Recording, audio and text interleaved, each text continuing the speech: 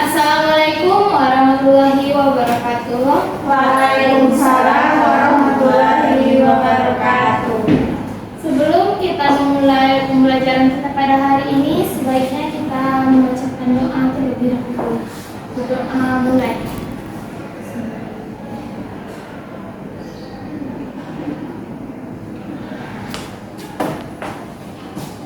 Doa selesai.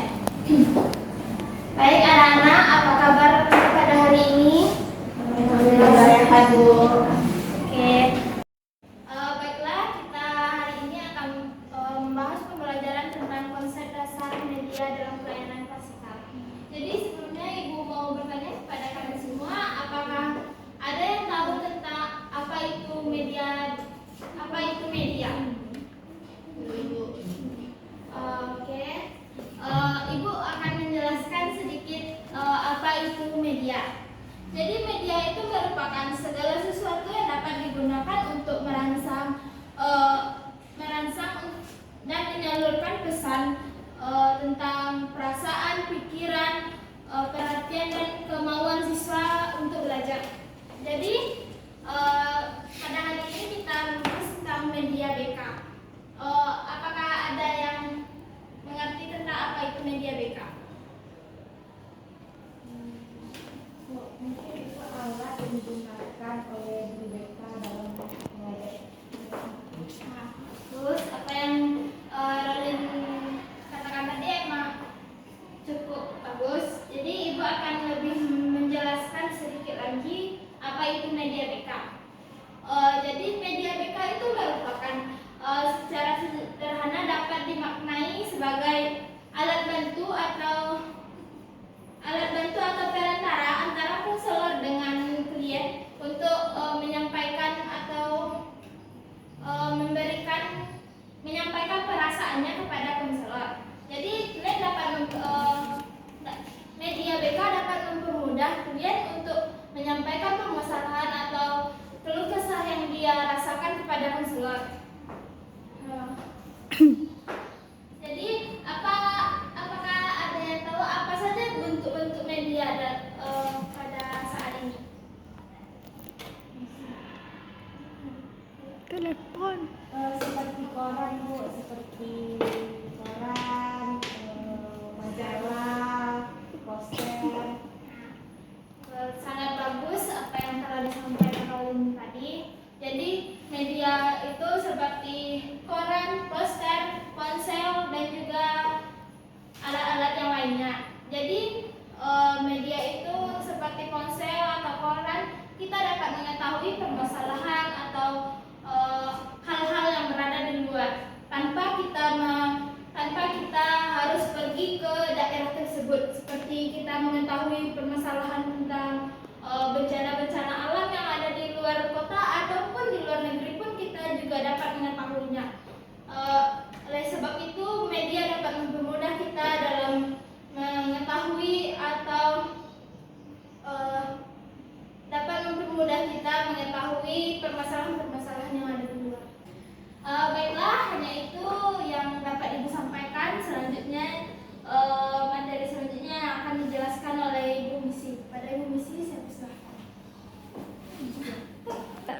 Baiklah, sekarang Ibu akan menjelaskan tentang manfaat media. Nah, sebelumnya apakah dari Ananda tahu apa itu manfaat media? Silakan tulis. Manfaat media yaitu adalah guna untuk mempermudah kita dalam menyampaikan suatu informasi. Baik, bagus sekali Rolet. Nah, sekarang Ibu, apakah ada yang lain?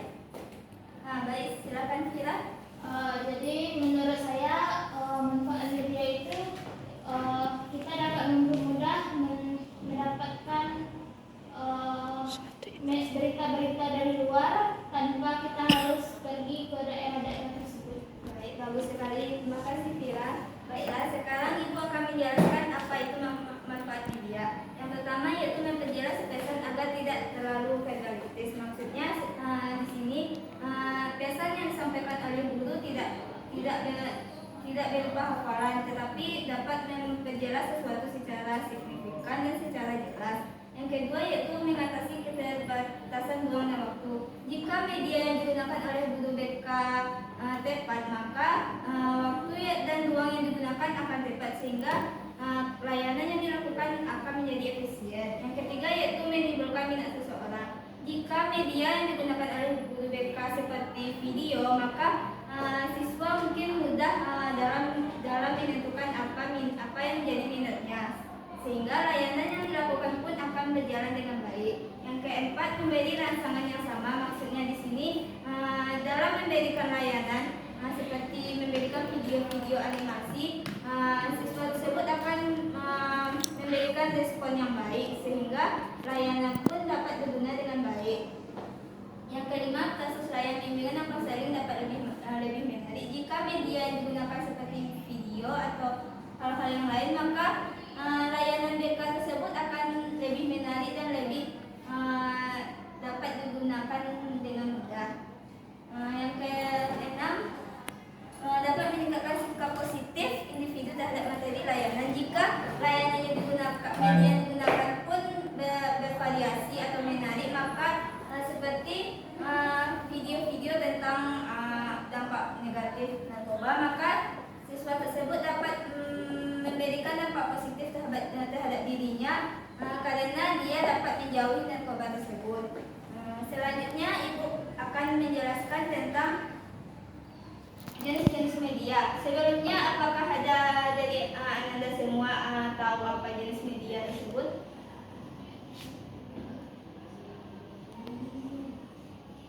Kalau tidak ada, ibu akan menjelaskannya secara rinci. Yang pertama yaitu media cetak. Media cetak tersebut dapat kita lihat seperti media-media dalam keseharian kita seperti buku, majalah, lembar siswa, ataupun modul-modul yang kita kerjakan sehari-hari. Yang kedua yaitu media non cetak. Media non cetak tersebut tidak dipersepkan dalam kertas, melainkan seperti video atau bunyi atau radio. Yang ketiga yaitu media display. Media display tersebut disiapkan secara visual, dapat dilihat atau dipajang. Yang dapat digunakan lebih mudah, lebih dimengerti, menarik dan menarik. Contohnya seperti papan-papan pengumuman yang lebih menjelaskan secara rinci suatu pengumuman, atau seperti flipchart atau potongan atau catatan-catatan kecil yang berisi tentang poin-poin penting dalam suatu hal. Baiklah, sekian yang dapat ibu sampaikan. Materi selanjutnya akan dibacakan oleh Ibu Selvi. Kepada Ibu Selvi, silakan. Baiklah, Ibu akan melanjutkan menjelaskan pembacaan materi selanjutnya, yaitu dasar pemilihan media. Sebelumnya sudah dijelaskan apa itu media. Media yaitu alat yang digunakan untuk menyampaikan informasi. Sebelumnya kan sudah dijelaskan apa saja jenis-jenis media. Apakah Anda sudah tahu? Belum. Baik, kepada Anda. Jenis media seperti media cetak, seperti koran, buku, majalah. Baik, bagus sekali Anda. Selanjutnya di sini Ibu akan menjelaskan dasar-dasar pemilihan media. Pemilihan media yang tepat merupakan keberhasilan layanan dari BK, karena media ini sangat penting bagi layanan BK. Tujuan utama dari layanan BK ini yaitu untuk mengoptimalkan perkembangan diri peserta didik. Nah, di sini ada 6 kriteria yang harus dipertimbangkan oleh guru BK. Yang pertama yaitu media sesuai dengan tujuan bimbingan, yaitu kita harus memilih media sesuai dengan tujuan bimbingan, yaitu untuk mengentaskan permasalahan yang dialami oleh peserta didik. Yang kedua yaitu media sesuai dengan materi bimbingan. Nah, di sini kita harus menyesuaikan materi bimbingan kita dengan permasalahan yang dialami oleh peserta didik. Yang pertama yaitu contohnya permasalahan kenakalan remaja. Apakah Anda sudah tahu apa itu kenakalan remaja? Kenakalan remaja itu seperti tawuran antara pelajar dengan pelajar lain, yang awalnya itu memicukan antara bercandaan dan menimbulkan kerusuhan. Baik, bagus sekali Anda. Nah, kita harus menyesuaikan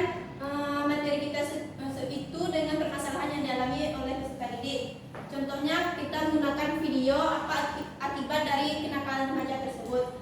Nah, di sini selanjutnya yaitu media sesuai dengan karakteristik siswa. Kita harus mengetahui apa saja karakteristik siswa yang akan kita beri layanan, dan baru kita memilih media itu sesuai dengan karakteristiknya. Selanjutnya yaitu media sesuai dengan teori.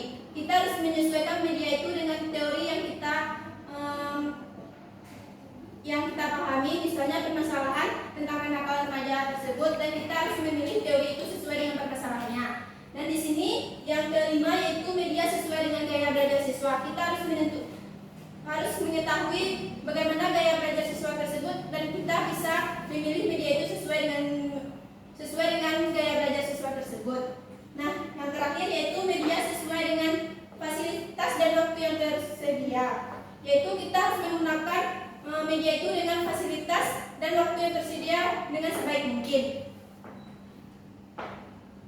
Selanjutnya Ibu akan membahas tentang konsep metode dalam pelayanan klasikal. Apakah Anda sudah tahu apa itu metode? Baik, kepada Misi, silakan. Saya metode itu seperti langkah-langkah, Bu. Baik, terima kasih Misi, betul sekali. Di sini Ibu akan menjelaskan sedikit apa itu metode. Metode yaitu langkah-langkah atau cara-cara. Metode yaitu langkah-langkah atau cara-cara yang digunakan secara sistematis untuk mencapai tujuan tertentu. Sekian penjelasan dari Ibu. Selanjutnya materi yang akan dijelaskan oleh Ibu Rolin kepada Ibu Rolin. Baiklah, untuk materi selanjutnya yaitu yang akan dijelaskan yaitu mengenai jenis-jenis metode. Tadi kan sudah disampaikan oleh Ibu Selvi apa itu metode, dan sekarang Ibu akan menjelaskan mengenai jenis-jenis metode. Apakah di sini ada yang tahu apa itu jenis-jenis metode? Baik Bu, seperti diskusi kelompok. Ya betul, itu salah satunya ya Sita. Di sini jenis-jenis metode ada beberapa, yaitu diantaranya itu adalah ceramah. Ceramah yaitu adalah suatu cara penyampaian informasi atau bahan kajian bimbingan klasikal yang dilakukan secara lisan yang bersifat ekonomis, efektif, dan efisien. Itu seperti yang Ibu lakukan sekarang ini kepada Anda semua. Yang kedua itu adalah metode jenis diskusi kelompok. Metode jenis diskusi kelompok ini yaitu adalah suatu metode yang mana percakapannya tersebut sudah direncanakan atau sudah ditetapkan, yang dilakukan oleh dua orang atau lebih siswa yang memiliki satu pemimpin, dan di dalam diskusi kelompok tersebut kita membahas suatu permasalahan dan diselesaikan secara bersama-sama. Selanjutnya yaitu adalah metode studi kasus. Studi kasus ini yaitu adalah sebelumnya apakah Anda tahu yang tentang studi kasus ini? Ada. Studi kasus ini yaitu adalah seperti kita menangkap suatu permasalahan dan kita memaparkan masalah tersebut. Setelah masalah tersebut sudah kita angkat dan kita paparkan, lalu masalah tersebut kita selesaikan secara bersama-sama. Selanjutnya itu adalah metode demonstrasi. Metode demonstrasi ini yaitu adalah metode yang penyampaiannya tersebut dilakukan oleh guru BK dengan langsung memperagakan atau dengan langsung kita melakukan metode tersebut. Contohnya itu adalah langkah-langkahnya atau bagaimana melakukan suatu cara. Contohnya itu adalah demonstrasi mengenai cara bagaimana kita untuk dapat belajar dan sebagainya. Metode selanjutnya itu adalah metode tanya jawab. Nah, di sini kan sering nih tanya jawab. Apakah ada yang tahu itu apa metode tanya jawab? Tidak, Bu. Kalau tidak, itu metode tanya jawab itu adalah satu metode yang dimana kita itu langsung kan kita tadi sudah membahas suatu informasi atau suatu kajian, dan dari yang pembahasan tadi timbullah pertanyaan-pertanyaan, ada seorang pengaju dan ada seorang penjawab. Jadi itu adalah seperti misi mau bertanya kepada Ibu dan langsung Ibu jawab pertanyaan dari misi tersebut. Dan yang terakhir itu adalah mungkin mengenai metode pemberian. Nah, metode pemberian ini itu adalah metode di mana kita memberikan suatu tugas kepada siswa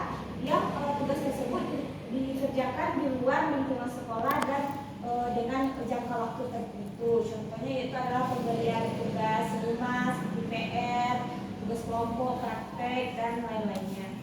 Baiklah, mungkin hanya itu jenis metode yang bisa dijelaskan. Untuk materi selanjutnya, Ibu persilakan kepada Ibu Snipan. Terima kasih. Baiklah, di sini Ibu akan menjelaskan dasar pemilihan metode. Sebelumnya, apakah Anda semua sudah tahu apa itu dasar pemilihan metode? Belum. Baik, di sini Ibu akan menjelaskan apa itu dasar pemilihan metode. Yaitu dasar pemilihan metode itu terdapat banyak beberapa metode penilaian klasikal yang akan disampaikan kepada siswa melalui beberapa metode seperti video dan lain-lain. Baik, di sini terdapat ada tiga pertimbangan. Yang pertama itu bimbingan klasikal, yaitu semua pembimbing klasikal di mana yang akan menyampaikan semua materi kepada siswa dan dibagikan secara rata. Yang kedua itu jenis pengetahuan.